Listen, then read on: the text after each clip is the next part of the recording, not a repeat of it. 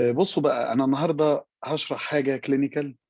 عليكم السلام ورحمة الله دكتور مصطفى. الفترة الأخيرة إحنا أخذنا منحنى الكلينيكال. الويبينارز بتاعتنا دي كان فيها شوية منحنيات. بدأناها بالكلينيكال ميديسن والكلينيكال كيسز، وبعدين شرحنا ثيوريتيكال بعض الحاجات، بعدين شرحنا اوفيس بروسيدرز بعض الحاجات، بعدين شرحنا باثولوجي ودخلنا في الباثولوجي شويه، وبعدين درموسكوبي، وبعدين رجعنا للكلينيكال تاني. ده اللي انا فاكره، وده اللي حاولت ارفع معظمه على مساء الخير دكتوره مها، مساء الخير دكتوره اميره، دكتور ابراهيم، اهلا بيكم جميعا. ده اللي حاولت حتى ارفع معظمه على قناه اليوتيوب. من ضمن الحاجات اللي شرحناها زمان بس هي اتشرحت في ظروف غامضه شويه، وكتير جدا جدا بعتوا لي على اساس ان احنا نعيدها تاني وال... ونعمل سبوت لايتس عليها. فالله يسلمك دكتوره اثار، ربنا يخليكم يا رب. فالموضوع ده شيق ودسم، الا وهو السيبوريك كيراتوزس. السيبوريك كيراتوزس يا جماعه، نقول بسم الله الرحمن الرحيم وبه نستعين، والصلاه والسلام على اشرف المرسلين سيدنا محمد وعلى اله وصحبه ومن تبعه باحسان الى يوم الدين. بصوا بقى، السيبوريك كيراتوزس دي حدوته هنشرحها ببساطه النهارده. هي حدوته الراجل اللي ممكن يجي لك بسيبوريك كيراتوزس في الجينيتال اريا، ونتصور ان هي وورت، وندخل في دايلما كبيره قوي، وما تبقاش عارف هل ناخد بايوبسي ولا ما ناخدش، وهل نقول دي وورت ولا ما نقولش. السيبوريك كيراتوزس الحاجات اللي بنشوفها دايما، ده افري داي براكتس في الهيد اند نيك والفيس، واحيانا الترنك، واحيانا نبقى متلخبطين هي دي سيبوريك كيراتوزس ولا حاجه تانية، هي دي سيبوريك كيراتوزس ولا كومباوند نيفس ولا وورت ولا ايه. فبالتالي علشان الموضوع فعلا مهم، وحضرتك صاحب قرار فيه في الاول وفي الاخر، وهناخد قرار دي سيبوريك كيراتوزس العلاج هيبقى بشكل، ولا دي حاجه تانية لا قدر الله العلاج هيبقى بشكل اخر، لها من الاهميه مكان، والدرموسكوبي بتاعها لها او له من الاهميه مكان مطلق، مكان ما فيهوش هزار. هو الدرموسكوبي بتاعه في حته تانية، حاكم هو بيحل لنا ازمه كبيره. تلاقي ناس كتيره جدا جدا جت تيجي تقول لك ايه يا عم، ده بيسالوا في الامتحانات للدرموسكوبي بتاع السيبوريك كيراتوزس، هو انا كان مخي دفتر يعني؟ وليه بيسالونا في الحاجات دي؟ وليه الدرموسكوبيك كرايتيريا بتاعه السيبوريك كيراتوزس مهمه؟ مهمه لانها تفرق معاك في قرارات مصيريه. انت متخيل حد يجي لك بسيبوريك كيراتوزس في الجينيتال اريا وتقول عليها وورت، او العكس هي وورت وتقول عليها سيبوريك كيراتوزس؟ الموضوع خطير جدا. مش بس كده، انا مش عايز اخوفك، وهل لو جات لك حاله ميلانوما وتقول عليها سيبوريك كيراتوزس، او العكس؟ انت متخيل؟ فالموضوع مهم جدا جدا جدا. الموضوع ده انا شرحته في ويبينار قبل كده، ولكن ما اترفعش على اليوتيوب، وفي الحقيقه كنت عايز اعدل من الباوربوينت ده واضيف عليه كتير، بس فعلا للاسف الوقت هو اكبر كنز بيمتلكه الانسان، وما يحسش بيه الا اللي ما عندوش وقت. فارجو ان انتوا تستغلوا وقتكم كويس جدا، هو اكبر نعمه في حياتنا صدقوني هو وقتنا. لو هحط سلوجن للمحاضره دي او للسيبوريك كيراتوزيس ده، هقول لك the most common benign tumor. ياه، بالبق المليان كده. ولو عايز اعمم هذا الكلام على كل التيومرز اللي نعرفها في الدنيا سنعممه. هنقول ان السيبوريك كيراتوزس او السيبوريك كيراتوزيز هي الموست كومون بيناين تيومرز ان هيومن. يبقى الموضوع مهم ولا مش مهم؟ مهم جدا، مهم قوي خالص. ده يعني الموضوع انت بتشوفه يوميا في عيادتك وبشكل مكثف جدا. الاجنده بتاعت النهارده هو ده. انا هبتدي السيبوريك كيراتوزس الموضوع ده بعرض حاله بكيس برزنتيشن زي ما اتعودتوا مني دايما. وهنبدا نراجع الريفيو اوف ليترشر، نشوف بقى الليترشر بيقول ايه في السيبوريك كيراتوزيز، وبعدين الدرموسكوبي درموسكوبي من هنا لتاني يوم، وبعدين كيسز وميميكرز وحالات مقارنه ومشابهه. وهتلاقي ان الفحص والدرموسكوبي بيقول لك دي سيبوريك كيراتوزيس، لا دي حاجه ثانيه. هو ده محتوى المحاضره النهارده، واتمنى انه نطلع منه باستفاده اكلينيكيه وتطبيقيه عاليه ان شاء الله. نقول بسم الله الرحمن الرحيم مره ثانيه وثالثه ورابعه. الحاله دي جايه لي، ودايما لما بحط الكيس في صوره موبايل دايما اقول لك ان الحاله دي فعلا اتبعتت لي على الواتساب. يجي لي كده مريض باعت لي صوره زي دي، مريض 50 سنه، بعت لي على الواتساب please doctor help me I got a cancer on my head. نصا هذا ما حدث. يعني انا بعرض الحالات من واقع ما تعرضت ليه، بعرضها زي ما هي. يعني هل هي مناسبه للسياق؟ مش مناسبه، انا بعرضها كده. فبالتالي المريض جالي او بعت لي كده على الواتساب واصابه بالشكل ده. طب هل هتبت فيها الراي؟ طبعا احنا ايثيكالي ما بنشخصش من واتساب خالص مهما كانت الاصابه واضحه وصريحه، ولا حتى اكني. تعالى لازم نفحصك علشان انت ممكن تشوف حاجات تانية. ما علينا. المريض جه طبعا، قلت له لازم حضرتك هشوفك، ودي الصوره الكلينيكال. ومش كده وبس، ده صوره كلينيكال وبكاميرا. وبكاميرا دي مش كاميرا موبايل، ده دي اس ار ال. مش اسمها كده برضو الكاميرات؟ الدي اس ار ال مش فاكر هي اختصار لايه، ديجيتال سنجل ريفلكس لايت كاميراز تقريبا، حاجه كده بشوفها على اليوتيوب على الجوجل، اللي هي الكاميرات بتاعتي دي، الكاميرا البروفيشنال. طيب انت لهذه اللحظه هل هنقدر نجزم ده ايه الحاله اللي احنا قدامنا دي؟ هل تقدر تجزم ايه التشخيص في الحاله دي؟ انا هبص على الشات اهو واستنى اراء حضراتكم. ناس كتير يقول لك ايه، ما هي المحاضره سيبوريك كيراتوزيس، اكيد دي سيبوريك كيراتوزيس مش محتاجه كلام كتير. لكن هل هتجزم؟ حته انك تجزم دي دايما اقول العيان ايه، بالذات العيان الفصيح اللي بيجي لي يجي يقول لي إيه ده فلان قال، ده فلان عاد، ده جارتي بتقول. اقول له احنا الاطباء كلامنا قانون. الكلام اللي بيخرج من بقنا هو قانون ملزم لحضرتك وملزم لي انا كطبيب امام الله وامام القانون وامام المساءله وامام المجتمع وامام كل شيء. فعلشان اطلع بتشخيص من بقي ده لازم اكون متيقن 100%، ما ينفعش نهزر. فعلى المستوى الحدث والصوره الجميله والدي اس ار ال ديجيتال سنجل ريفلكس لايت كاميراز، الكاميرات الاحترافيه اللي بتقعد تزوم كده، تقعد تتغنى بجمال الليجن ووضوحه، غير كافي. وبناء عليه هنحط الدرموسكوب. ايه الصوره اللي على اليمين وايه الصوره اللي على الشمال؟ ارجع لمحاضرتي اللي على اليوتيوب، انا متاكد انا رافعها على اليوتيوب المره دي، في الانترودكشن بتاعه الدرموسكوبي هتعرف الفرق بين الصوره دي والصوره دي.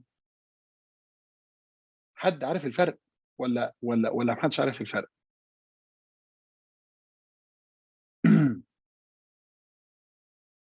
يعني هل اقدر اقول ان في بولارايزد لايت ونون بولارايزد لايت؟ طب سيبك من الفرق، جايز الفرق مش واضح ومش موضوعنا النهارده، او هنتطرق ليه كمان شويه. حد شايف حاجه في اللي قدامه ده؟ انت شايف ايه؟ حد شاطر يكون مذاكر السيبوريك كيراتوزيس يقول لي هو شايف ايه؟ طيب اللي انا شايفه ده ايه الاستراكشرز اللي هي كريبري فورم، انا بشاور بالسهم عليها.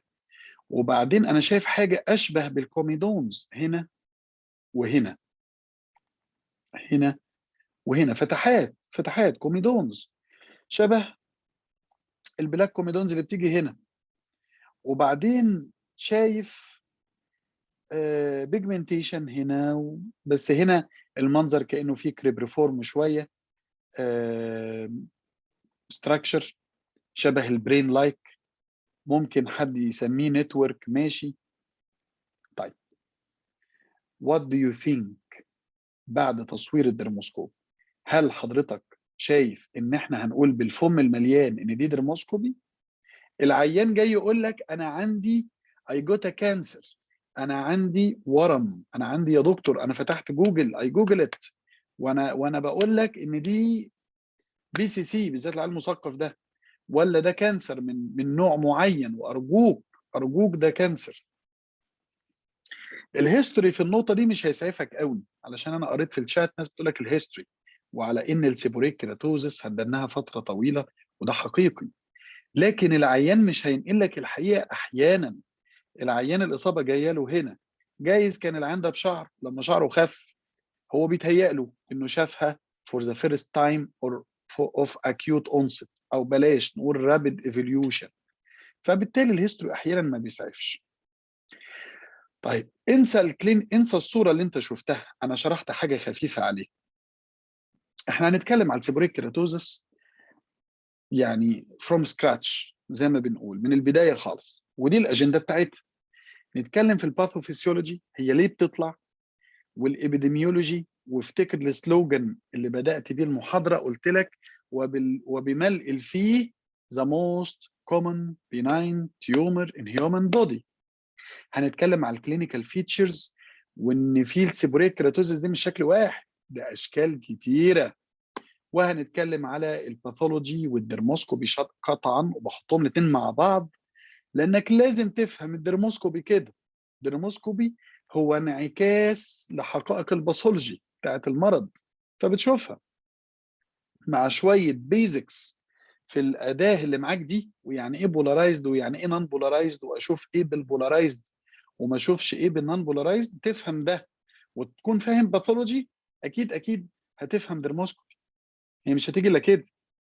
اوعى تذاكر الدرموسكوبي حفظا انه الالوبيشيا ارياتا فيها بلاك دوتس وفيها اكسكلاميشن مارك هير وفيها الفليم هير لازم تبقى فاهم باثولوجي الاول علشان افهم ليه بشوف بلاك دوت، وليه اشوف يلو دوت، واليلو دوت ده معناه ايه، والبلاك دوت معناه ايه.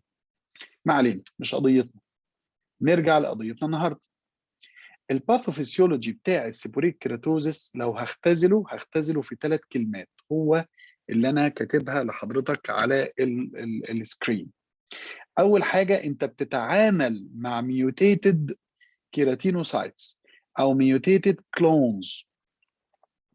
ممكن يبقى في ميوتيتد ابيديرمال كيراتينوسايتس، ممكن، يعني كلونز او مستعمرات من الميوتيتد كيراتينوسايتس دي هي اللي خلقت هذا الليجن، وارد جدا. احنا قلنا ان هو بيناين تيومر، دي اول نقطه. المتهم في الميوتيشنز لو هنتكلم على الجيناتكس هو الفايبروبلاست جروس فاكتور ريسبتور 3، واحفظه لانه بيجي اسئله كتير على فكره في الام اس كيوز والحاجات اللي زي كده. بدا يعني كجينيتك قال لك ساعات بيحصل ميوتيشنز في الجين ده، فالمريض ده بيبقى عنده استعداد انه يجي له سيبوريك كيراتوزيز، بالذات لما يتقدم في العمر. الاندوثيلين 1 وحته الداول ستيميولاتوري افكت على الدي ان اي سينثيسيس وعلى الميلانيزيشن، ودي مهمه جدا. علشان كده السيبوريك كيراتوزيس احيانا بتاخد الصبغه واللون وبيبقى لونها غامق، وبنسميها الميلانو اكانثوما.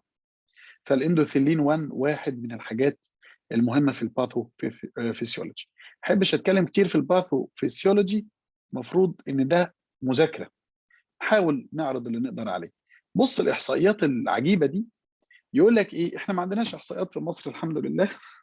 الابيديميولوجيكال ستاديز عندنا ضعيفه، لكن ستاديز من استراليا يقول لك ان الليجنز دي وجدوها في 30% من السبجكتس، مش من البيشنتس، من السبجكتس، من البوبيوليشن يعني، تحت سن 30 سنه. وان النسبه بترتفع ل 100% للي سنهم فوق ال 50 سنه. يعني الناس اللي اكتر من 50 سنه بنسبه 100% في استراليا، ده according to some studies، عندهم سيبوريك كيراتوزيس. يبقى لما اجي اسالك انا في السيبوريك كيراتوزيس وفي الدرموسكوبي بتاعها وتغلط اعمل فيك ايه؟ قول لي اعمل فيك ايه؟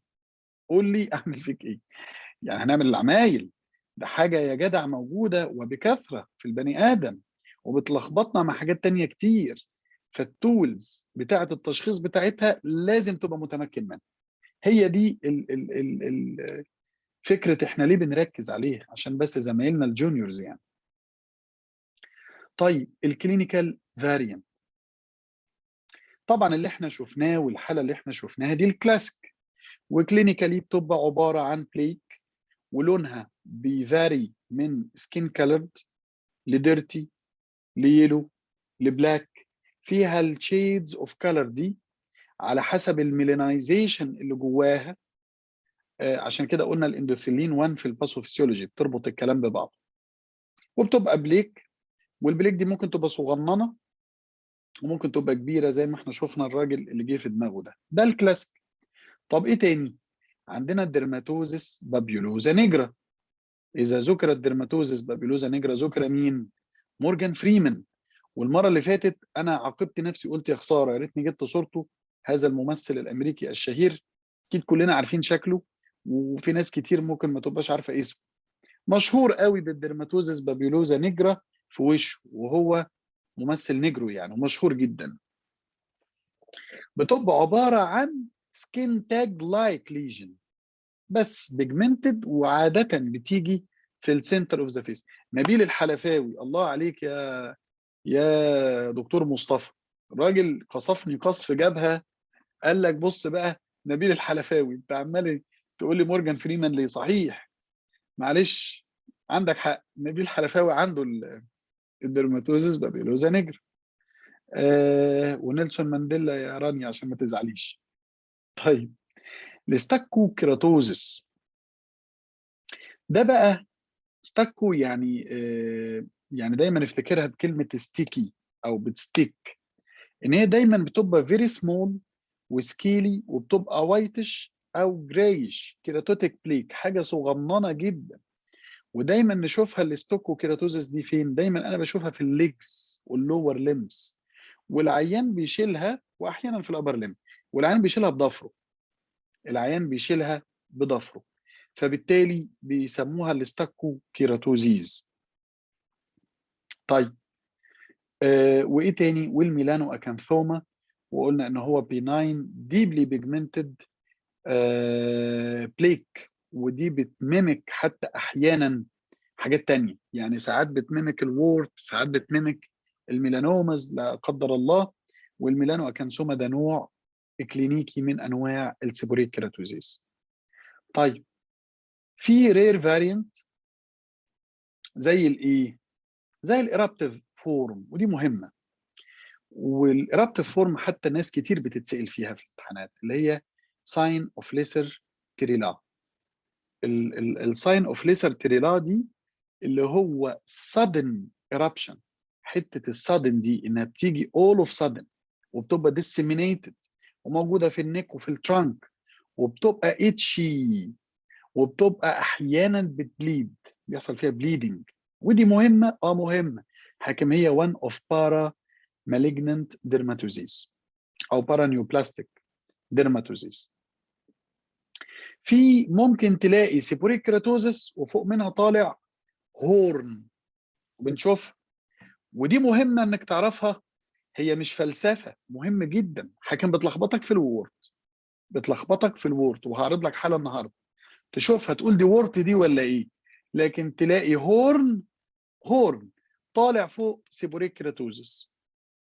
في الفاميليال فورم، اللي هي الفورم اللي ممكن تبقى هيريداتري، وممكن في حاجه اسمها المايرسون فينومينون، او بيسموها الاكزيميتاس هالو، ودي ممكن تانفولف السيبوريك كيراتوزيز برضه. يعني دي الرير كلينيكال فيريانس، بس مهم انك تكون عارف. ده شكل كارتونايزد للي ممكن تشوفه من الدرموسكوبي بتاع السيبوريك كيراتوزس. طب تعالى ناخد واحده واحده. ميليا لايك سيست، سؤال ليه؟ ويعني ايه ميليا اصلا؟ ويعني ايه ميليا؟ ده جمع ميليوم، والميليوم ده هو ترو سيست ولا سودو سيست جماعه بتوع الباثولوجي؟ وهو ايه اصلا يعني؟ محضر لكم انا محاضره ان ربنا اداني الصحه والعمر ان شاء الله الويبينار اللي جاي ان اراد الله، ان اراد الله، كيوتينس سيست اند سودو سيست ان شاء الله. ان شاء الله الميليا دي فكرتني بيها. الميليا هو ترو سيست على فكره، مش سودو سيست، علشان الباثولوجي بتاعه بيبقى فيه سيست وفيه ابيثيليوم. والفرق بين السودو والترو ايه؟ علشان في ناس كتير مش بتبقى فاهمه القصه. الفرق بينهم ان السيست بيبقى ليها وول وليها لايننج ابيثيليوم، ده السيست. امال السودو سيست لا، ما فيش لايننج ابيثيليوم في الوول، وممكن الوول ده يبقى سودو، وول غير حقيقي، كومبريسد كولاجين من ناحيتين، او شويه انفانديبولم كده من حته ومفرقع من حته تانية. عارف زي ايه؟ زي الكوميدونز يا اخي. الكوميدونز اتس نوت ترو سيست، دي سودو سيست. لان الكوميدونز عباره عن سيبم ممكن تلاقيه محشور جزئيا في الفوليكولار اوستيا ولا في الجزء من الهير فوليكل، او تلاقيه طالع وموجود فين؟ في الديرمس، موجود في الديرمس، ويجي بقى انفلاماتور انفلتريت حواليها ويبدا يعمل اكني. وممكن حتى السيستيك اكني يبقى سودو سيست مش ترو سيست. لكن الميليوم ده سيست، وهو عايز يقول لك انه شبه الميليوم اللي بتشوفها، اللي هي بتبقى شايني بابيولز، سمول بابيولز موجوده في السكين وبتكسبريس شيزي ماتيريال ابون اكسبريشن. ده الميليوم او ده الميليا. فده بتشوفه بالدرموسكوب. طب بشوفه ليه؟ ليه بشوفه؟ اشمعنى الميليوم او الميليا يعني؟ هو الباثولوجي بتاع السيبوريك كيراتوزيز ايه؟ مش بنبقى بنقول بالمجمل كده هايبر كيراتوزس، اكانثوزس، بابيلوماتوزس، وبيحصل انفاجينيشن للابيديرمس، واحيانا الانفاجينيشن ده بيكونتين الكيراتين، احيانا يبقى غير كامل انكمبليت هيوريك حاجات، واحيانا يبقى كومبليت ويعمل لك سيست كامله اللي هي تبان بالدرموسكوبي على هيئه حاجه بيضه اللي هي الميليوم.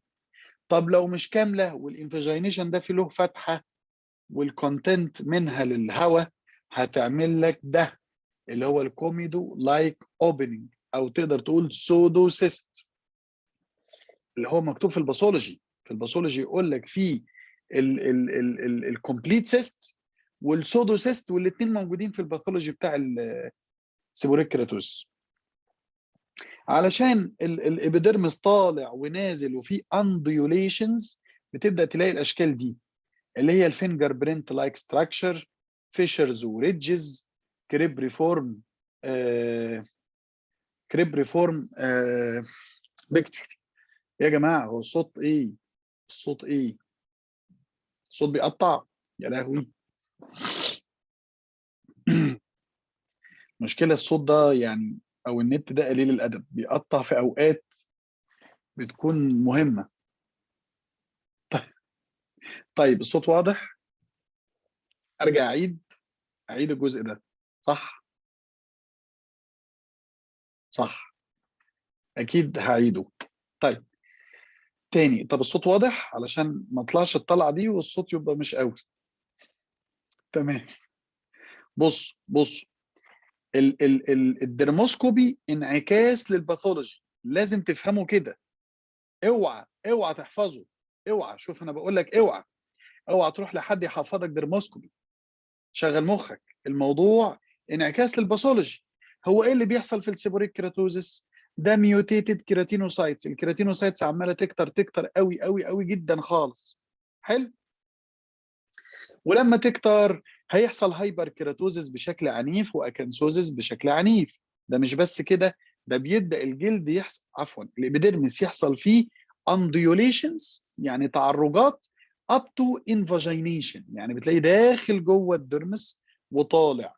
والانفاجينيشنز دي بينحشر فيها الكيراتين او الهورني ماتيريال، والحشره بتاعتها دي يا تبقى كامله تعمل لك سيست كامله، يا اما تبقى سودوسيست، يعني عامله زي الكوميدونز منها للهواء.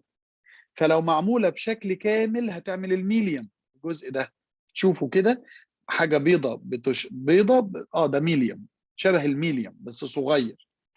او لو شبه غير بشكل غير كامل هيبقى الكوميدونز اللي هي دي. حلو. وعلشان في انديوليشنز هتبدا تلاقي الفينجر برينت لايك ستراكشر، هتبدا تلاقي فيشرز وريدجز، ممكن ريتيكوليشن، ممكن كريب فورم لايك، سميها زي ما تسميها وشكلها زي ما تشكلها. خلاص. واحيانا تلاقي الهيربن بلاد فيزلز موجوده surrounded by whitish halos. بس ادي الكرتونايزد. طب تعالى نعمل هنعمل اسقاط لده على الدرموسكوبي كمان شويه. بس قبل ما نروح للدرموسكوبي ونغرق فيه، الباثولوجي الكلاسيك لسه قايله هايبر كيراتوزس، اكانسوزس، واكيد الريجولار لانه طالع نازل، وفي انفاجينيشنز، والانفاجينيشنز دي مليانه ايه؟ هورني ماتيريال. خلاص. ليه اتسمت سيبوريك؟ والله سؤال وجيه. هو كل الاسماء بتاعت الجلديه احيانا تحس انها ميزنومرز في الحقيقه زي السيبيشال سيست كده. هو ليه سموها سيبيشال سيست؟ وستيل احنا بنستخدم هذا المصطلح ونسميها سيبيشس سيست. لما تفتح بولونيا حضرتك، انا فاكر الكلام ده مكتوب في بولونيا، والله انا ما قريتهاش من زمان. يقول لك السيبيشس او السيبوريك كيراتوزس از اميزنومر. انا فاكر الكلام بتاعه، كنت من ايام وانا نائب قاريها دي. الصوت بيقطع يا دينا، اوعى تكوني بتضحكي علينا يا دينا. الصوت واضح يا جماعه؟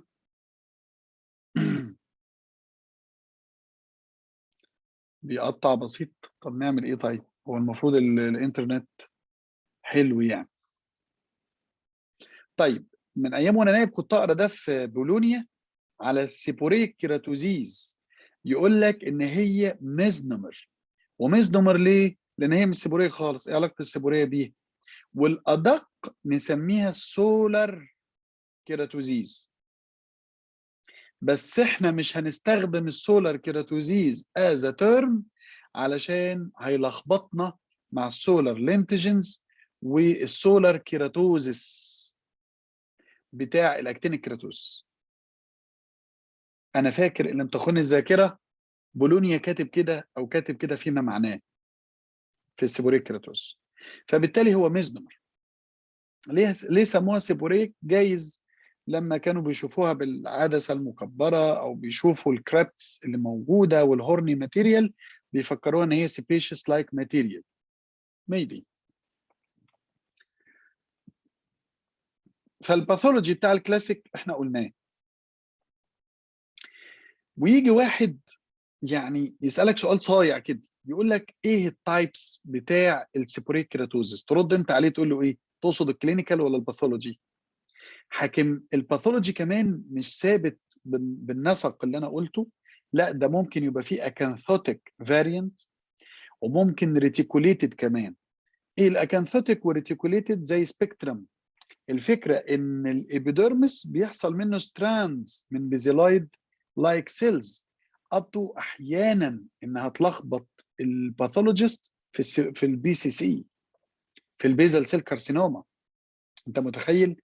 فعلشان كده لما نيجي نسال سؤال تاني بمعنى تاني نقول لك ايه الحاجات البيزيلايد بالباثولوجي اللي ممكن تميمك البي سي سي، تقول لي الريتيكوليتد سب تايب اوف سيبوريك كيراتوزيس تنفع، علشان بتبقى فيها some sort of reticulation. واحيانا لو القطعه مش مظبوطه قوي تلخبطك وتقول ده بي سي سي ده ولا ايه، خصوصا ان السيلز دي ممكن تلاقي جواها كيراتين وتقعد تقول هي دي يعني سكواما سيل كارسينوما او بي سي سي ولا هي سيبوريك كيراتوزس. في الهايبر كيراتوتيك وفي الاريتيتد، ان انت تلاقي انفلاماتوري انفلتريت قوي وموجود في الباثولوجي. فدي الانواع الباثولوجي، دي مهم والنبي نعرف. باثولوجي باللو باور بتشوفوا كده، يعني انا لما اجي كده هقول لك ايه. بص كده، ده الاستراتم كورنيوم، الحته اللي فوق دي، وكل ده استراتم سباينوزم. انت متخيل تخن ايه؟ اكنسوزس محترم. شايف انت الانفاجينيشن اللي بيحصل هنا اهو اهو، وراجع الابيديرمس يطلع تاني من هنا، وجواه هورني ماتيريالز، جواه كيراتين اهو واهو. خلاص. طب بص لدي، ايه دي؟ دي سيست، ده ابيثيليوم محوط وجواه في هورني ماتيريال، وهنا برضو سيست او سودو سيست على حسب. لما تيجي تشوف الحاجات اللي زي دي، السيستات الصغننه دي هترسبوند معاك في الدرموسكوبي على ايه؟ هترفلكت. ده الميليوم، دي اللي تشوفها نقطه بيضه عامله زي الستار. طب ولما تيجي تشوف الجزء ده هتلاقيه الكوميدون، اللي هو البلاك كوميدونز اللي ظاهر قدامك. والانديوليشنز دي تشوفها بقى اللي هو شبه الروجوز سكين كده، او شبه الكريبريفورم باترن او فينجر برينتنج.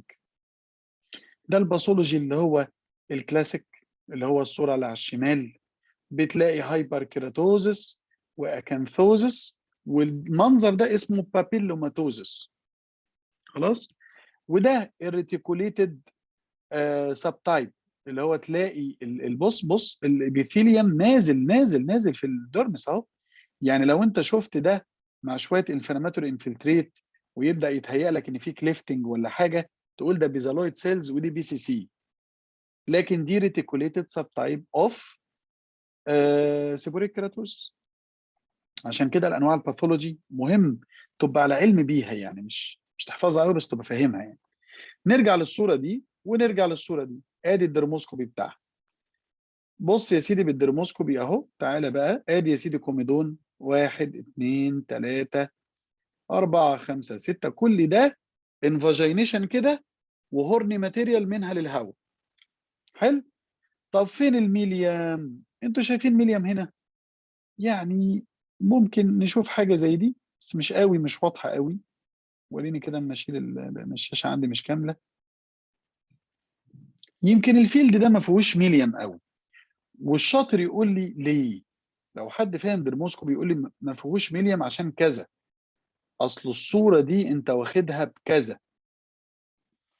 يعني الصوره اللي قدام حضراتكم دي لو انا واخدها ببولارايزد لايت ممكن ما تشوفش الميليام، لانه سوبرفيشال ستراكشر ومحتاج نون بولارايزد لايت علشان يتشاف كويس. لكن لو الصوره دي بالبولارايزد لايت ما تشوفهاش قوي برضه، او انعكاس الضوء فيها ما يبقاش باين، بس هيبان الايه؟ الانديوليشنز، الكريب ريفورم باترن الموجود ده. بالمنظر ده تقول دي سيبوريك كيراتوز. لو جينا شفنا الحاله دي، حاجه شبه السكين تاجز وموجوده في الشيست بتاع ولد. الواد ده ما كانش كبير على ما اذكر، عشريناتي كده. بص بالدرموسكوبي، ايه رايك؟ دي سكين تاج ولا ديرماتوزس بابيولوزا نيجرا مثلا؟ شايف الكريب ريفورم باترن الرائع ده، الانديوليشنز بتاعت السكين دي؟ ده ايه رايكم؟ طب هل نقدر نغلط ونقول دي وورت، ولا ايه رايك؟ ولا دي سيبوريك كيراتوزس؟ المنظر بتاع الدرموسكوب ده، طبعا الصوره واضحه جدا، دي حاله سيبوريك كيراتوزس قولا واحدا، واياك تغلط وتقول وورت، واكيد دي مش سكين تاج. فدي ديرماتوزس بابيولوزا نيجرا، واحيانا مش بس تلاقيها في الفيس، ده تلاقيها كمان نازله على النك والشيست. دي صوره تانية لنفس الاصابات. ساعات التعرجات السطحيه بتبان اكتر بالبولارايزد لايت، بالنون بولارايزد لايت. في الصوره اللي انت شايفها حاليا دي نون بولارايزد. الصوره اللي قبلها، استنى كده، لا مش دي، عفوا، دي كده بولارايزد، دي نون بولارايزد.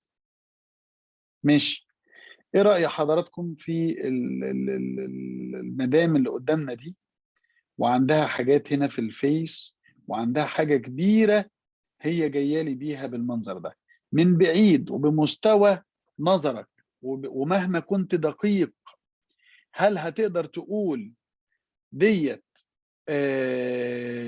كومباوند نيفس، ولا دي سيبوريك كيراتوزس، ولا دي جاينت وورت، ولا دي ولا حاجه من دول؟ يعني جايز حاجه تانية او حاجه ثالثه. لازم درموسكوبي. ادي الدرموسكوبي. لما حطيت الدرموسكوبي بالمنظر ده وشكل الكريب ريفورم باترن ده والكوميدونز اللي زي دي، لا تقول عليها على طول سيبوريك كيراتوزس، خلصنا. طب ودي تفرق؟ تفرق. حكيم انت عارف الباثولوجي موستلي ابيدرمس، يعني حتى لو دخلت بالفري هاند سي او 2 ليزر وشلتها مش هسيب سكار. فده مهم. ما يجيش حد يقول ايه اصله مش هتفرق كتير لو هي نيفس ولا حاجه تانية، لا ده تفرق حتى في المانجمنت. ايه رايكم في عم الحاج ده؟ مهم قوي، ده مهم جدا جدا جدا. ما عندكش درموسكوب ما تشتغلش من وجهه نظري. في الحالات اللي زي دي لازم درموسكوب، لازم، علشان تبقى على بينه وتبقى زي ما قلنا قانون. بص للراجل ده. ايه رايك في الصوره اللي على الشمال دي؟ قول على اليمين، انا بس معلش عشان الشاشه عندي مش زي حضراتكم كده. ايه رايكم في دي؟ هل ده وورت ولا سيبوريك كيراتوزس ولا الاثنين مع بعض؟ هم. طب ولو انت شفتها بعدسه مكبره شفت حاجه كده شبه الوورت بالمنظر ده؟ ما هو احيانا الكيوتينس هورن بيشبه الوورت، بالذات الديجيتي فورم وورت يشبهه كلينيكيا جدا. بذمتك ما تقول عليها وورت دي؟ تقول عليها جدا. لكن ده كيوتينس هورن اون توب اوف سيبوريك كيراتوزس. طب انت عرفت منين من الجزء ده؟ ده منظر سيبوريك كيراتوزس اهو. شايف الميليوم اللي هنا او الميليا؟ خلاص، واضح جدا. الريتيكوليشن اوف بيجمنتيشن، الموث ايتن بوردر. البوردر مش متناسق وكامل الاستداره، كانه متاكل كده. ساعات يسموه الموث ايتن، كانه واكلاه العته. خلاص. وادي صوره تانية على اليمين اهو، انا بس هحرك والجزء ده كيوتينس هورن طالع فوق منه، فده يبقى شبه الديجيتي فورم او الفيلي فورم وورت بالظبط. طيب ايه رايك في الصوره دي؟ انا بس ببعت الصوره دي واضحه وضوح الشمس. يعني موث ايتن ابييرنس في البوردر. البوردر كانه متاكل، مش واخد، مش كونفكس لايك. تحس ان البيجمنتيشن واخد الكريب ريفورم باترن ان جنرال. تحس ان دي ودي الحاجات دي مديه شويه على وجود ميليا زي هنا وهنا وهنا، يعني الاجزاء دي كلها. فكل ده نقدر نقول عليه سيبوريك كيراتوز. ايه رايك في ده بقى؟ ولو حد شاطر يقول لي احنا شايفين ايه وكلينيكالي تبقى ايه؟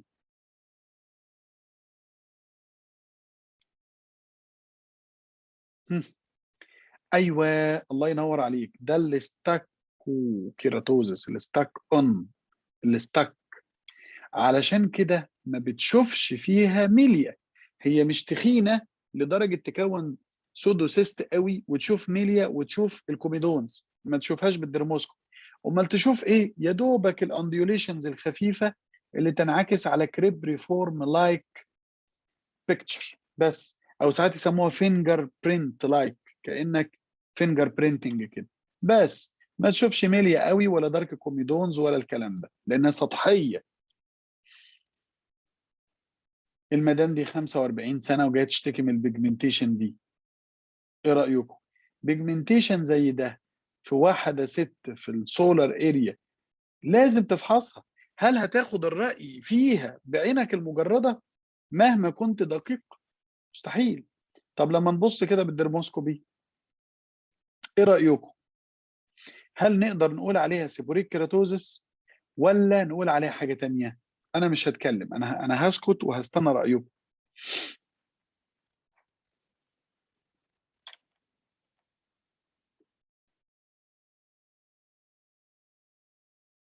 مم. في حد شاطر قوي الدكتوره رانيا بتقول لك طب وايه الفرق بين السولار لينتايجو؟ وايه الفرق بين ده الناس بدات تقول لك ميلانوما. لا، مفيش ميلانوما هنا، مفيش ميلانوما هنا، دي مش ميلانوما، دي سولار لينتايجو. دي ما هياش سيبوريك كيراتوزيس قوي. ليه؟ الكريب ريفورم باترن مش موجود، الميليا مش موجوده، الكوميدونز مش موجوده، ده بيجمنتيشن مش كوميدون على فكره. طيب ليه سولار لينتايجو؟ لان البيجمنتيشن بالدرجه دي وبالشكل ده يمشي معاه. طب ليه مش ميلانوما؟ وده مهم، ده مهم، الدسكشن دي مهمه جدا. الميلانوما علشان اقول بالدرموسكوبي انه ميلانوما لازم يبقى عندي الجوريزم انا ماشي عليه، ولقيت منه حاجتين او ثلاثه مش مطمئنين. بمعنى الجوريزمات كتير، في الكاش الجوريزم، في الاي بي سي دي الجوريزم، في ال7 انا بسميه ال7 سينز، الخطايا السبعه. اللي هو ايه؟ اللي هو ان انا الاقي اتيبيكال بلاد فيزيتس، الاقي اتيبيكال بريفرال بيجمنتيشن، الاقي ستار بارست موجود، الاقي وايتش او بلوش فيلز موجوده في النص، الاقي ريجريشن استراكشر، الاقي الحاجات دي واعمل سكورنج على حسب ما الاقي قد درجه. في حاجات بتاخد درجات عاليه وحاجات بتاخد درجات قليله، ولو الديجري جت 3 فما فوق انا كده في ميلانوما ولازم اخد بايوبسي. انا كل اللي انا شايفه هنا، ولا انا شايف بلوش ولا وايتش، انا شايف بس بلوتشي بيجمنتيشن، بلوتشنج اوف بيجمنتيشن، ونقدر نقول ان فوق شويه هوموجينوس، تحت شويه مدي على ريتيكولر. بص على الجلد اللي حواليه هتعرف ان ده في element of solar damage موجود، فدي سولار لينتايكو. الكلام ده يمشي مع السولار لينتايكو، وما فيهوش ما يخوف من الميلانوما علشان اخد بايوبسي. خلاص، ده مش معناه ان انا اسيبها، انا هعملها فولو اب. بس دي الحالات to be followed by dermoscopy on regular visit. وفي حالات لازم دلوقتي حالا اروح اخد لها ايه؟ البايوبسي. وفي حالات هبص عليها اقول لك ده سيبوريك كيراتوزيس واشيلها على طول. عرفتوا قيمه الدرموسكوب في عيادتك؟ ان هو هيخليك تاخد ديسيجن، مش هيخليك تهندل الحاله او تبقى مش متاكد منها. نبص على الحاله دي. عم الحاج اللي جاي اصابات كتيره جدا جدا فوق وتحت وفي النك باينه جدا هنا. يا ترى ايه؟ طب بص كده، ايه ده ايه ده ايه ده؟ ده انا شايف هنا كريب ريفورم لايك باترن واضح جدا، وهنا في كوميدونز اهي على السهم اهو، بلاك كوميدونز، وفي هنا حاجات شبه الميليا بره كمان، حاجات بيضه، في حاجات جوه اهي كمان شبه الميليا، حاجات البيضه دي. خلاص ده ميليا، كل دي ميليا وكريب ريفورم وكوميدونز. احنا قدام سوبريك كيراتوزس، بس جايه بشكل منتشر. معرفش البتاع، عفوا، جايه بشكل منتشر قوي. فلاحظت حد في الشات قال لك ايه؟ اللي هو اسمه مايكروس ده، مش كاتب اسم التليفون مايكروس، قال لك ده ساين اوف ليسر تريلا. لا، دي مش ساين اوف ليسر تريلا رغم كثافه الاصابات، رغم كثافتها، الا ان مش دي ساين اوف ليسر تريلا. اوعى تنسى، ساين اوف ليسر تريلا بتبقى sudden eruptive itchy bleedy more tranquil. لكن الراجل ده جاي لي فيري فيري لونج ديوريشن. مش بس كده، ده جاي يقول لي انا ابويا كده واخويا كده وعمي كده. خلي بالك كان في نوع من الانواع الاكلينيكيه اسمه الفاميليال فورم، واحيانا بيجي كتير كده، احيانا بيجي كتير كده. طب العين ده تعمل له ايه؟ انا شخصيا ممكن استخدم الريتينايدز في علاجه. خلاص، اللي هو الاسيتريتين. ممكن الاسيتريتين يقلل الميوتيشنز شويه اللي عماله تطلع، ممكن، يعني ثيوريتيكالي ممكن. طيب سيبوريك كيراتوزيس ميميكرز، انا رميت لك واحده منها في النص اللي هي السولار لينتجنز وعرضنا حاله. طب بص على دي واحده مدام 45 سنه، وجايه لك بالاصابه دي بيجمنتد بليك موجوده في الترايسبس اريا كده. ايه راي حضراتكم؟ هل بالشكل ده تقدر تقول ده ايه؟ هل نقدر نقول عليها ميلانو اكانثوما؟ ما هي بيجمنتد. خلاص. الراجل ده كان فاميليال فورم يا جماعه، اللي هو الراجل اللي عرضناه. طب لما اجي احط الدرموسكوبي بالشكل ده والاقي حاجه مميزه جدا اسمها سكار لايك فيتشر دي، والاقي بيجمنتيشن اراوند، واراوند خالص ريتيكوليتد فورم اوف بيجمنتيشن، ده تيبيكال ديرموسكوبيك فيتشر بتاعت ديرماتوفايبروما. طيب لو انا متلخبط ودي سيبوريك كيراتوزيس هشيلها ازاي؟ يا راجل ده انت لو كحتها كده ممكن تطلع، ده انت لو عملت سي او 2 ليزر ممكن تطلع. طيب لو دي ديرماتوفايبروما اشيلها ازاي؟ سيرجيكال. هوم جاي شايلها بالاليبس خلاص ومخيط مكانها. حلو كده. فده كده حاجه مميزه قوي في الدرموسكوبي، هو اسمه كده سكار لايك، هو اسمه كده سكار لايك. وطبعا الدرماتوفايبروما بقى ليها اكتر من 7 على ما اذكر او 8 درموسكوبيك تايبس. مش ده بس، ده الكلاسيك، ده الكلاسيك. لكن في بيجمنتد وريتيكوليتد وسكار لايك واريثيميتاس ولها انواع كتير قوي. طيب الراجل ده 45 سنه وجاي لي بالليجن ده على راسه. ايه راي حضراتكم؟ من بعيد كده هل هتقدر تقول زي السيبوريك كيراتوزيس بتاعت اول حاله، ولا ده ايه ده؟ حط الدرموسكوبي. ايه رايك بالدرموسكوبي ده؟ هل ده بتاع ايه؟ طيب انا مش هقول. الدرموسكوبي اللي انت شايفه ده تتصور ان ده ممكن يبقى ايه؟ حتى لو انت مش خبير درموسكوبي ما تخافش، ما انت فاهم باثولوجي. بايوديرما جانجرينوزم؟ لا مش الدرجات دي. ده انا شايف كلها براونش حاجات كده. بص براونش هنا، براونش هنا، زي النست، نستنج. ده نستنج. النستنج ده تسمعه فين؟ تسمع كلمة نستنج فين في الباثولوجي؟ في النيفس. خلاص يبقى دي ميلانوسيتيك نيفس. خلاص. كومباوند ميلانوسيتيك نيفس، وكل ده نستنج. خلاص. بس دي نيفس، يبقى دي كومباوند نيفس. ايه رايك في البنوته دي؟ وجايه لنا هنا، فاكر الست اللي انا لسه عارضها وكانت جايه لها هنا اهو؟ ايه دي؟ شبهها تمام. مم.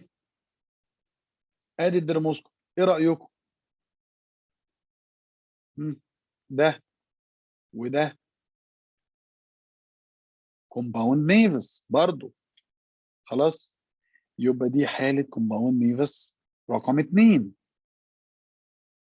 بص الست دي وبص البنت دي، انا جبت لك الصورتين جنب بعض عشان ما تنساش، ودي طلعت نيفس ودي طلعت سيبوريك كيراتوزس. دي هسيبها في حالها ودي هشيلها بالفري هاند اوف سي او 2 ليزر. يبقى الدرموسكوبي از تول هنا مانداتوري ولا اي كلام؟ مانداتوري.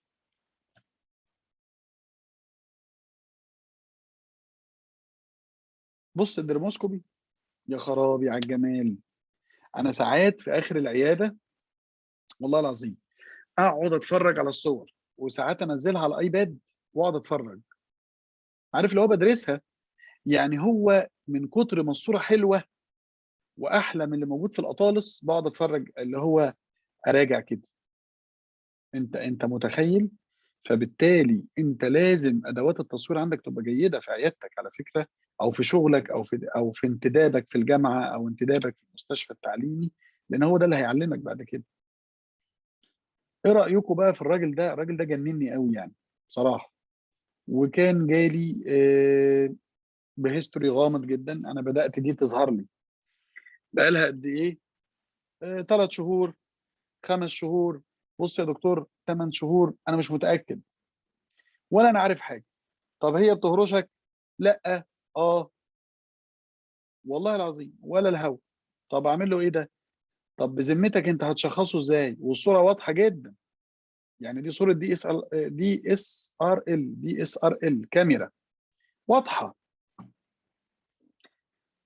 هي مش واضحة، واضحة إيه؟ إيه اللي واضح فيه؟ هي حاجة كده well defined، يعني أنا لو هاوصف هقول well defined dusky erythematous patch موجودة هنا، والهيستوري مش واضح، وإيه ده يا عم الحاج؟ طب بص بالدرموسكوبي، إيه رأيكم بقى بالدرموسكوبي؟ ده ممكن يبقى إيه؟ على فكرة الحالة دي جننتني بجد، يعني وجننتنا، يعني اوعى تفتكر يعني ان في حد كبير على علم. الحالة دي جننتنا، يعني واضح ان في هنا ناهل بتاعت الناء الفاعلين، ناء الفاعلين كانوا بيسموها ايه؟ الحالة دي انا اول ما شفتها قلت بس احنا كده غالبا بنتعامل مع ديسكويد ال اي. والله العظيم اول ما شفتها بالدرموسكوب، اصل انا شايف كده الهير فوليكل هنا كده في فوليكولار كيراتينايزيشن واضح جدا جدا اهو، وبعدين دي جايه هنا وشكلها مدي على محمر شويه، فدي ديسكويد ال اي. انا شخصيا قلت كده في البدايه، بعدين جيت دققت في الصوره قلت هو ايه ده؟ ايه ده؟ وايه ده؟ وايه ده؟ الريتيكوليشن اللي بدا، او مش بدا، هو موجود بس ريتيكوليشن واضح، وفي ريتيكوليشن اقل وضوحا موجود هنا، والريتيكوليشن دايما يمشي مع شغل الميلانوسايت، يعني يمشي شغل الميلانوسايت. فايه ده الريتيكوليشن ده؟ اكيد احنا هنا بنتعامل مع حاجه ليها علاقه بالميلانوسايت، وكأن لو هي ديسكويد ال اي الهير هيدنوا انتكت، ده الهير اول حاجه هيقع. صحيح في فوليكولار كيراتينايزيشن بس الهير هيقع. وبعدين بص، دايما تعود نفسك على حاجه مشهوره في الجماعه بتوع الباثولوجي اسمها الانترنال كنترول. ايه الانترنال كنترول؟ مش ده الفيلد اللي قدامك؟ بص بعيد. خلاص، ايه رايك في ده؟ واضح ان دي الهير فوليكلز بتاعته كده، بتاعت النورمال سكين كده. بص هنا، ده النورمال سكين اهو، شايف انت ده نورمال، كل ده نورمال سكين، الحته المصابه اهي. فلما تيجي تقارن الهير فوليكلز هنا ببره، ذا سيم، نيرلي ذا سيم. بالعكس، ده الهير هنا بدا يبقى زياده، الهير هنا بدا يزيد. يعني ده شغل الايه؟ شغل راحت فين اهي؟ النيفاي، ادي النيفاي بتاعتي اهي، يبقى ده شغل النيفاي.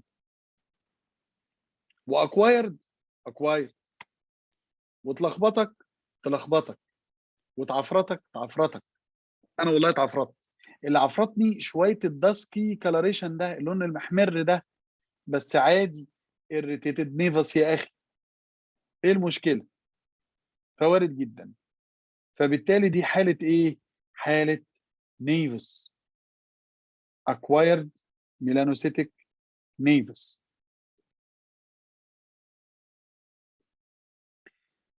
كانت محيره، احنا ما عرفناش كده، يعني خلي بالك احنا، يعني التدبر مطلوب يعني.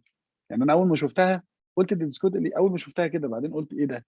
ده جوه الهير بزياده، ديسكود اللي ايه؟ الهير يقع. والفوليكولار اللي انا بعتبره فوليكولار كاتاليزيشن هو النورم بتاعه. ايه رايكم في المنظر ده؟ وتيجي تبص سهله، سهل. انا عرضتها تقريبا من كام ويبينار فاتوا، وقلنا المنظر الجميل ده اللي على اليمين ده منظر ايه؟ بيض ايه ده؟ بيض الضفادع، الايج اوف فروجز. وقلنا ان المنظر ده بتاع الوورد، فبالتالي لما تشوف حاله زي دي it is word.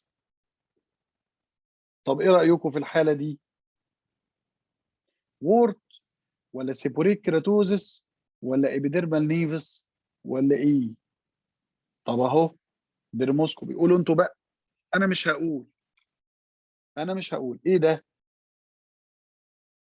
بتفرق حاكم. هي لو انت، لو يعني لو انا كده قلت دي ايبيديرمال نيفس، انا مش هقرب لها. لكن لما اجي اشوف المنظر ده والاقي الكريب ريفورم باترن اللي احنا شايفينه ده، والاقي البلاك هولز دي، يبقى ده سيبوريك كارتوزيس. يعني ممكن اشيله ويتشال بشكل كويس جدا وكوزموتيكالي اكسبتد ومش هيسيب سكار. لكن لو ابيديرمال فيروكال نيفس، لو انا بشتغل سطحي هشيلها بس هتريكير، ولو بشتغل بقوه قوي عشان ما ترجعش تاني هتسيب سكار. مهم. علاج السيبوريك كيراتوزس بقى ارجع للليترتشر وتقرا كلام واختراعات، وناس عجيبه كده بيجيبوا حاجات ويشيلوها وبتاع، كلام كتير قوي اتقال. لكن يبقى هي كلمه واحده انا اقولها لحضرتك، هي كلمه واحده: لايت سوبرفيشال دامج. بلاش كلمه دامج، لايت سوبرفيشال ابليشن. يطلع بقى الابليشن ده باي ليزر، يطلع باي كوتري، يطلع باي كرايو، يطلع باي بلازما انرجي، يطلع باي كيميكال رياجنت. it is light superficial ablation، يعني ازاحه سطحيه للطبقات الخلويه. فدي صوره قبل وبعد immediately. يمكن حتى نقط الدم الصغننه دي ما كانش شكشكه الايه، النيدل بتاعه اللوكال انستيزيا، واتشالت الصوره قبل وبعد بالفري هاند اوف سي او 2 ليزر. لكن مش لازم يبقى عندي سي او 2 ليزر، ممكن باللايت كوتري. وفي الحاله دي هستخدم ويتش تكنيك اوف الكترو كوتري. لو حد عارف ويتش تكنيك، هستخدم الكترو ديسيكيشن ولا الكترو ديسكشن ولا الكترو سكشن ولا الكترو كواجوليشن ولا الكترو فالجريشن ولا ايه؟ الكترو فالجريشن، عشان احنا ناس فاهمين وشطار وعارفين ان الالكتروفالجريشن بيبقى هاي فولتج لو امبريج، وان هو المسافه بينه وبين الجلد بتبقى مسافه صغننه، ويطلع سكا يطلع حاجه كده شبه الايه، شبه الشراره كده، شبه الشرز كده، ويقوم عامل ابليشن للسوبرفيشال تيشوز بدون ما يعمل بشكل عميق. ده اسمه الكتروفالجريشن التكنيك ده. بس ده العلاج، واحنا كده خلصنا. انا بشكركم شكرا جزيلا على الاستماع النهارده، واتمنى ان المحاضره الاكلينيكيه دي تبقى تغير من مسارك في كشفك على مريضك، وتغير من مسارك واتجاهك في التشخيص. ارجوك لا تتسرع، ارجوك اوصف كويس، حط الدرموسكوب، اربط الدرموسكوب بالباثولوجي، افهم باثولوجي ارجوك. محدش قال لك هتروح تمتحن باثولوجي، افهمه بس. علشان انت هتربط الباثولوجي بالدرموسكوبي، والاثنين تربطهم بالميثود اوف لايت سوبرفيشال ابليشن اللي هو العلاج بتاع السيبوريك كيراتوزس. كمان مهم تتعرف على الانواع الاكلينيكيه اللي قلناها النهارده، علشان لما تشوف نوع ما تستغربش. اخر معلومه هقول لكم عليها قبل ما انهي الويبينار، وهي حدوته انا كنت هبتدي بيها المحاضره بس سرحت، هنهيها بقى. وانا نائب صغير، جالنا الحاله دي انا اول مره ايه انا اشوفها في العياده الخارجيه. فكان ميل وجاي عنده جينيتال ليجنز يعني، فشفت الجينيتال ليجنز وورد لا يختلف عليها اي اتنين تلاته وورد. بس قمت واخد الحاله من العياده الخارجيه وطلعتها لاستاذنا الاستاذ الدكتور حسين حسب النبي، له منا كل تقدير وتبجيل وحب، ويا رب يعني يجزيه خيرا عما علمنا وعلم اجيال واجيال طبعا. فعرضت عليه الحاله، بقول له بص يا استاذنا، حضرتك حاله جينيتال وورد. فقام باصص لي كده وقال لي انت جايب منين الثقه دي انها جينيتال وورد؟ قلت له شكلها وورتي جدا، والكلينيكال انا كلينيشن it is warty plaques في الجينيتال اريا مالتيبل، فهتبقى ايه غير وورت؟ قال لي طيب ماشي، امال انت جاي تعرضها ليه طالما انت متاكد؟ قلت له اصل انا هعرضها علشان دايليما اوف تريتمنت، انا شايف انها وورت كبيره، بليك كبيره كده وموجوده في الجينيتاليا يا استاذنا، هنعمل لها ايه؟ انت شايف نعملها كوتري ولا حضرتك نعملها ايه؟ ما كانش في ليزر على ايامنا قوي يعني. اه نعمل ايه؟ كوتري ولا كرايو ولا ايه؟ فقال لي دي سيبوريك كيراتوزس غالبا، ولم يؤكد التشخيص.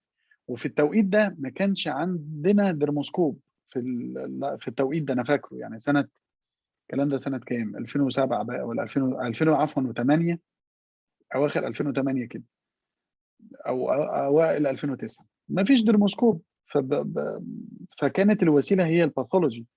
لكن الكلينيشن اي بتاعت استاذنا الدكتور حسين قال لأ، غالبًا دي سيبوريك كيراتوزيس. وتيجي في الجينيتاليا يا أستاذنا؟ تيجي في الجينيتاليا. وعلى فكرة هي ممكن تعمل مشكلة كبيرة للمريض لو أنت تمعنت في التشخيص وعالجته على إنه واضح. فخُد لها punch biopsy ونشوفها.